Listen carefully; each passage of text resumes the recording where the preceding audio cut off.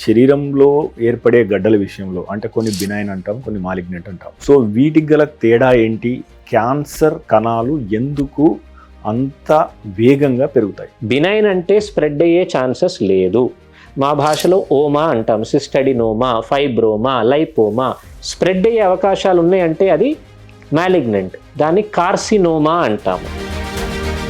From the last 20 years ఈ chemotherapy ఎట్లా evolve అవుతూ వచ్చింది అంటే మనం చూస్తూ ఉంటాం. కీమోథెరపీ చేసిన వాళ్ళకి వెంట్రుకలు ఊడిపోవడం, సన్నబడడం, రోగనిరోధక తగ్గిపోవడం.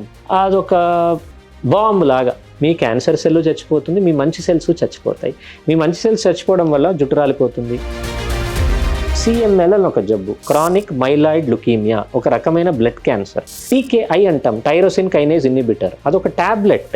సో ఈరోజు CML పేషెంట్స్ ప్రపంచం మొత్తంలో ఇమాటినిబ్ లేదు దానిలాగా నిలోటినిబ్, డసాటినిబ్ అని ట్యాబ్లెట్లు కూర్చొని ఇంట్లో మింగుతారు అంతే. ఈ ట్యాబ్లెట్ల వల్ల 20 సంవత్సరాలు 15 సంవత్సరాలు హ్యాపీగా బతికేస్తున్నారు.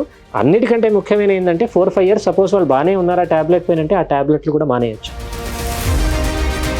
ఈరోజు క్యాన్సర్ అంటే వైద్యం కీమోథెరపీనే లేనే లేదని ఎన్నో ఉన్నాయి. Last is antibody drug conjugate, అది next level of cancer treatment.